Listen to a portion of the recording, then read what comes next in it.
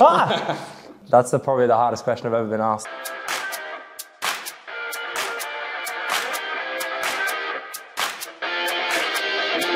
Ja, moin und herzlich willkommen zu Folge 1 von Behind the Kicker, unser neues Interviewformat, in dem wir regelmäßig mit Spielern, Trainern, Funktionären sprechen wollen und nicht diese typischen 0815-Interviews fahren wollen, sondern wir wollen ein bisschen hinter die Fassade schauen, nicht nur sportlich, sondern gerade auch menschlich. Und da könnten wir uns keinen besseren ersten Gast vorstellen als ihn, Mr. St. Pauli, Jackson Irvine. Hey Jackson. How's it going? Nice to meet you. We're starting off with some quick questions for starters. Vegemite or Nutella? Vegemite, every day. Of course. Always. Wer es nicht kennt, Vegemite aus Australien, interessanter Geschmack, sage ich mal. Aber als Australier muss er das natürlich sagen. Casemiro or Kroos? Oh, gotta be Casemiro. Tough to say, but from a personal perspective, has to be. You met him a few years ago, right? Yeah. How was it? Yeah, it's weird. It was just, I was at the FIFA Player of the Year Awards, and we met in a situation. Obviously, it had a little bit of a viral moment. Because, but it was very cool. He's a nice guy. Glasgow Rangers or HSV? Oh, can't choose. You have to. No, I can't. I really can't. That's a brutal question. That's probably the hardest question I've ever been asked. You have one joker only. Yeah, okay. That's my okay. Cop out. Okay. Public transport or smart? Public transport always first. Okay. You just bought the smart, right? Yeah. It's very handy. In convenient for a city life. Yeah. Who's the GOAT of Australian football? Harry Kewell. Harry Kewell. Not Jackson Irvine. No, not even close. Harry is my hero. Yeah. Who's the best dressed St. Pauli player? Oh, at the moment, Robert Wagner. Is he? Yeah. More than you? Can't say yourself. But, or Morgan Gillifogie, also good fashion. Okay. We stay with fashion. What's your favorite vintage football jersey? Ooh. You have like around 100 to 150, right? Something like that, yeah. Tough to pick a favorite. I have 1996 Euros away Zidane 10 from France. This is probably right now one of my favorites. That's huge, yeah. And the last one, if you were allowed before the game, whiskey or beer? Beer always. Always beer first. There were actually players in the 1980s who actually did that. They took like pain pills with whiskey before the game. Frank Mill, German football player, former. Yeah, I think a shot of whiskey in the halftime was up until the 90s. I think was still a thing. Yeah, different era. Alright, bevor wir jetzt zum Interview kommen, wollen wir euch noch mal ein bisschen einstimmen auf das große Interview und euch zeigen, warum dieser Jackson Irvine so ein interessanter Typ ist. Er hat seinen Weg gemacht. Jackson Irvine. Von Australien über Schottland und England zum FC St. Pauli. Und das scheint zu passen. 2021 wechselte der Australier zum Kiezclub, wurde Stammspieler, Kapitän und Publikumsliebling. Unter Fabian Hürzeler holte er die Zweitligameisterschaft. Er war dabei der Topspieler der Braun-Weißen mit 6 Treffern und einer Kicker-Durchschnittsnote von 2,9. Aber nicht nur sportlich ein begehrter Mann. Das Aushängeschild auf St. Pauli zeigt sich politisch und sozial engagiert. Der Blick über den Tellerrand hinaus, genau sein Ding. Musikalisch, von Post-Punk bis Hip-Hop, ist alles dabei. Sein täglicher Weg zum Trainingsgelände, na klar, per Öffis. Ein Profi zum Anfassen. Er denkt anders als viele andere und das kommt sehr gut an. Zeit herauszufinden, wie anders er wirklich tickt. Right, Jackson, a couple of days ago you were a guest at Sportstudio in ZDF and you lost at the Torwand. I did. Does that still hurt? I did, yeah. It was a sore one. No, it was all good fun. The guy scored one of the craziest goals I've seen where the ball was like going around in the circle. So I think he deserved it just for this one. And everyone talks about this great fit of Jackson Irvine and St. Pauli. Why is it such a good fit? Yeah, there's so many different reasons, but I think just because I've never really fit in the football world in a lot of ways and times, and I think often St. Pauli is a little bit the odd one out in the footballing world, and I think sometimes when, I was always looking for somewhere where I was really comfortable to be probably the most full version of myself as a person and a player. And this is a club where I was able to really let that expression kind of go What to is its it maximum. in the football world that didn't let you feel fit in? It's not necessarily. I suppose the footballing world can be a bit of a bubble, and there's certain pressures and expectations from clubs and fans and on the behaviours of players on and off the field. And I suppose sometimes I felt that the way I was off the field would be considered a distraction, or people always used to say that if you're too worried about that stuff, you're not focused on the football. Whereas here, people can separate the person from the player a lot easier. I think actually the footballing world is getting better at that overall. I think you see a lot of players now, not just when it comes to being different to football, but finding their own passions away from the game, and people are not, so judgmental about that anymore. Mm-hmm. We're going to talk about that a bit more soon. Of course, St. Pauli is a very unique club in Germany. We all know the values of the club. They're very well known. But what does St. Pauli mean from your point of view, apart from that? I think it's kind of written in the DNA of the club. I think the most important thing that everything that the club stands for is built into the fabric of the community and the club. It's written on the walls, we wear it on our arm, like it's lived and breathed, I think. And I think that's the part that makes it the most special, and the thing that I can kind of connect to the most is that it's not, they practice what they preach, I guess you can kind of say. Mm-hmm. You mentioned that sometimes after games, you walk home and then people kind of pull you into the pubs and want to have a beer with you. Yeah. What's the funniest story that ever happened? There's not too many like really crazy ones after games. There's been a few here and there, but yeah, it's mainly just stuff like exactly that. Just been walking down the street and then maybe a bunch of people recognize that you're on your way home, and will just literally physically drag you into a bar and have a dance and a beer, and off you go to the next one. It's nothing like overly wild, but yeah, it's good fun that you can be a part of it that way. What makes St. Pauli supporters different to other football fans? I suppose that the thing that I can probably separate the most from my experience here and other clubs is that what we talk about, the values of the club and the community, that at the end of the day is the club is one thing, but it's actually the people who are part of a club that have to represent that as well. And I think to be a part of this club as a fan, as a player, as a member of the community, you have to buy into what that means. Otherwise it doesn't work. So I think that's kind of what makes the fans, a special part of what the club is. They actually really make what the club is, I guess, in that way. Let's talk a bit about the Germans versus the Australians. Of course, you guys are well known for your no worries mentality. Are people of course, we can show it into the camera, maybe over there, of course. He's got to live it, right? Are people in Germany worrying too much?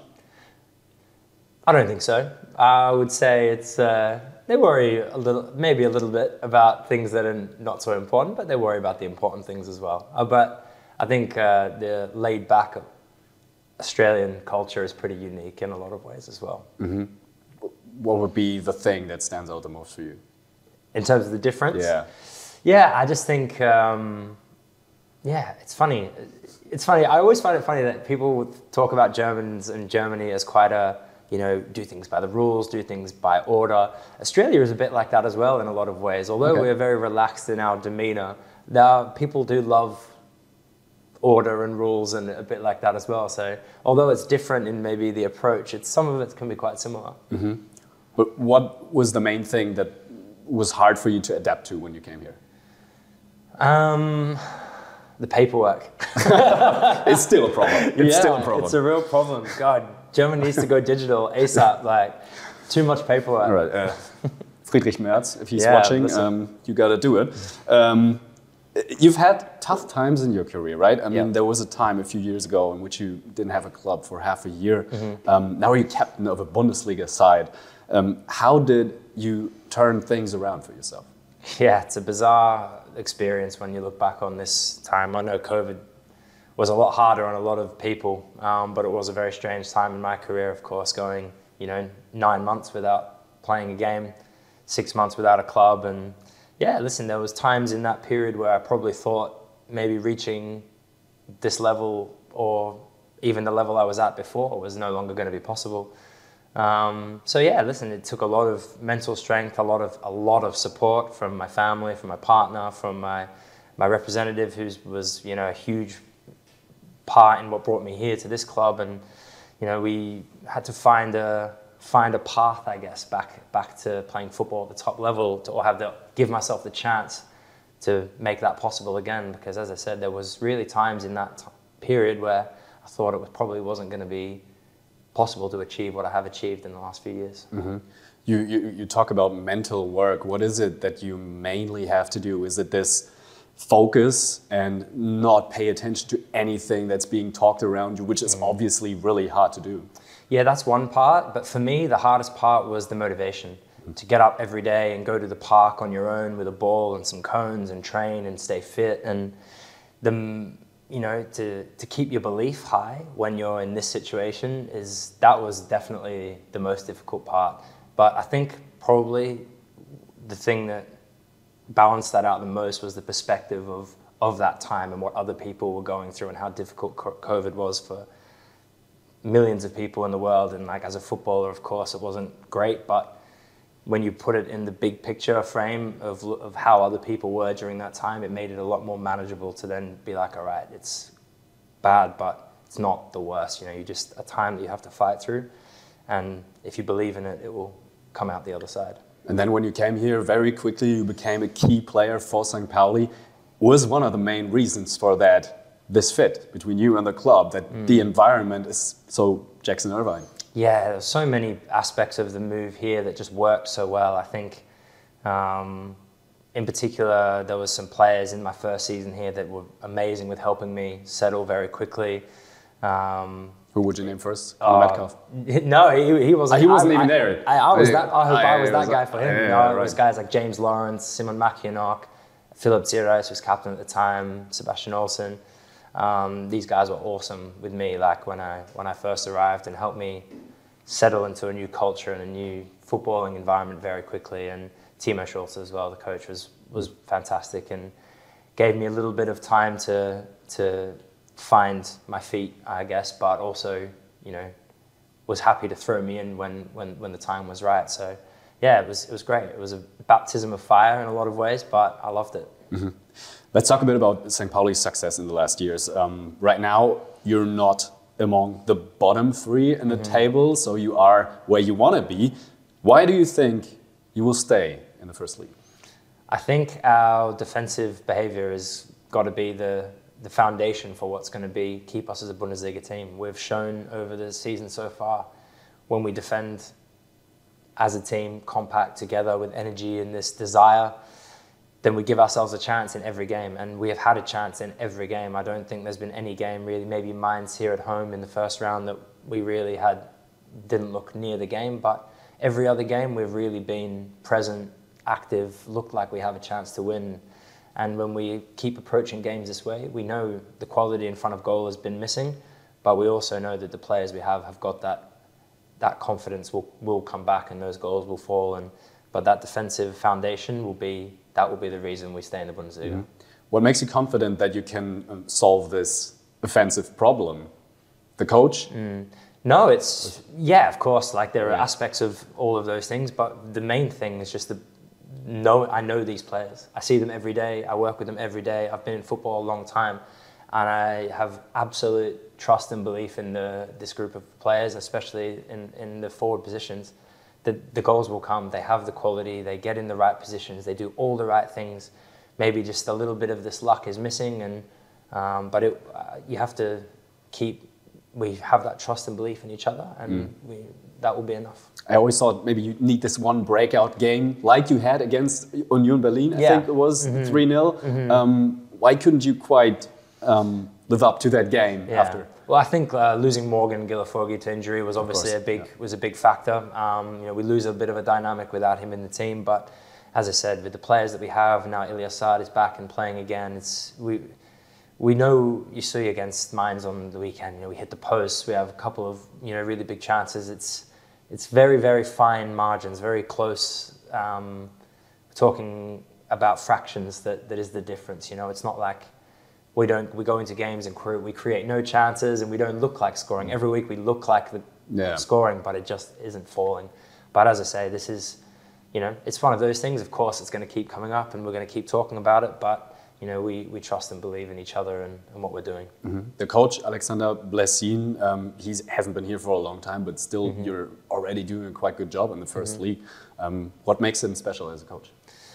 I think he's found a very good balance of, you know, finding us as a group of players and as people about how we work best together. And we, especially as leaders, you know, we've got a good relationship and very good communication, and we try to put together tactically, you know, a good game plan for every week. And I think him and the staff do a really good job of putting a clear plan in place for us. And then in terms of managing the players individually and collectively, you know, he keeps that belief and that energy high, even in the difficult moments like we're in right now. Mm-hmm. You got here, obviously, last year through the relegation to the Bundesliga. Was that the biggest party of your life? Yeah, winning the championship, getting promoted, everything was just the wildest week of, you know, with a wedding sandwich in the middle, as everybody knows now as well. It's it could not have been a wilder week if you tried to make one up. Of course, it was a team effort, but the head of the success was Fabian Hürzeler. Now he's very successful at Brighton. Mm-hmm. There are a lot of big German coaches in the football world. Do you think he can make a career like Thomas Tuchel, Jürgen Klopp? Yeah, I think he can. He was, of course, he's an incredibly gifted manager, unbelievable level of dedication, motivation to make every day matter, to make every day, you know, a chance to develop us all as a team. And top coach with a top mentality, a ruthless mentality as well. He was hard when he needed to be. And listen, he's going to learn tough lessons this season, as he has a couple of times with, you know, bad run of games, bad, you know, 7-0 result. But you see the run they're in now. He's been able to pull his team out of it, and, you know, a chance to play European football next season. So, you know, for him, it's a massive, massive step up in what he's worked with this year, and to show how he's dealt with that in his first year just shows the potential that he has as a coach. And obviously we all wish him the very best and hope that it goes that way. And he's still very young as a coach, so I bet he's a week older than me. So it's crazy. I bet since he's that age, he can party pretty well. Is there a certain anecdote from the relegation party that you can share? No, not from the relegation party, but I do remember after we won the championship, the day we lifted the trophy. I think I was one of the last to leave. Of course. Where we had the party on the Reeperbahn, and I think there was maybe only 2 or 3 players left, but Fabian was still up behind the DJ deck going. I think this was at, 4 or 5 in the morning, the night of the game. So he definitely found a way the energy to go through all the way through. So did he DJ? I don't think he was actually DJing, but I think he was maybe telling the guy what to play. Okay. Okay, let's now talk a bit about your political commitment. Obviously, that's part of your person. There's not many people, not many players that do this kind of political commitment. Maybe in Germany, Leon Goretzka, for example, does that. Do you think more footballers should stand up publicly against homophobia, racism, etc.? Oh, I hope so. You know, I think it's. I think sometimes it's easier when it comes as a collective. Like I know in England, just around the COVID time, when the Black Lives Matter movement was at its kind of peak, when all the players came together and took a stand against racism, whether it was taking the knee or whatever they were going to do, I think players feel more safe in that collective, even though it's probably views that they've always shared and always had. But yeah, it's important that players speak out on social issues, particular ones that they care about.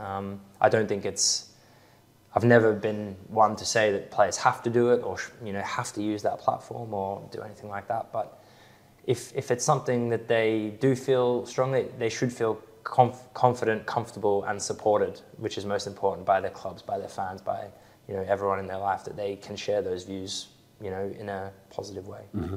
You've been involved in different organizations. You're part of FIFPro, the World Union for Football Players. Mm-hmm. Football business in the last years has been exploding. There's a lot of criticism, wages for players, transfer fees, the number of games, etc. If there's one thing you could change in the modern football world, what would it be? Oof, that's a really tough question. As you say, what's important to the players at the moment are a lot of these issues. We're talking about scheduling, and these are obviously, especially at the very, very top level, this is getting to a critical kind of point. But it's hard to say. Obviously, I don't think you can just click your fingers and make one change and say that you've made the game better. I think by working in these organizations, you can constantly take small steps by talking to players, talking to fans, talking with stakeholders about what is the most important and trying to help the game grow into something better. But, I'm a football romantic, and I always think that football should be for the people, for the fans, for the community. And I think, you want to keep a hold of that connection between all of those things. And, when you talk about super leagues and things that go into kind of franchise level, I think you lose that little bit of, what makes football special in terms of being at the heart of a community. And, that's kind of where I see the most beautiful part of the game. Mm-hmm. Nicely said. One part of football romantics is also rivalry. Let's get back to sports and to HSV, who has good chances to be promoted. Yeah. Do you want them to go up, and what does this rivalry mean to you? Listen, I would love to play at Hamburg Derby in the first league. I think it would be amazing. There have been some of my favorite games of my whole career to play in. It's a fantastic. A city rivalry is always got a different kind of spice to it, and the weeks building up to it, you can feel the energy of the people in the streets, in the shops, in the obviously it's written it's everything's about this game, from the Monday all the way to the weekend. And listen, I would absolutely love to be a part of that game in the first league. Let's see. At the moment, the chances are very good for a Hamburg Derby next year in the first league. Last question: could you imagine finishing your career here at St. Pauli, or do you have in mind going back to Australia eventually, finish your career there? I've only trying to make sure we're playing Bundesliga next season. That's the number one priority. Yeah, listen, it's I found this is already the longest I've spent at one club in my career, and I hope to be here for many years, but definitely hoping to do that at the top level. That's why I came here in the first place. It's what was always my ambition. And that's the most important thing, is that next season we stay there, and then we can take it year by year after that. And of course, you still have a lot of years before you. Thanks for your time, Jackson. Thank you. It was nice to talk to you. All the best for the rest of the season. Das war's mit Folge 1 von Behind the Kicker. Lasst uns gerne mal unbedingt ein bisschen Feedback auf diese erste Folge da und natürlich auch Wünsche für Interviewpartner, die wir einladen sollen. Danke fürs Zuschauen. Bis nächstes Mal. Ciao, ciao.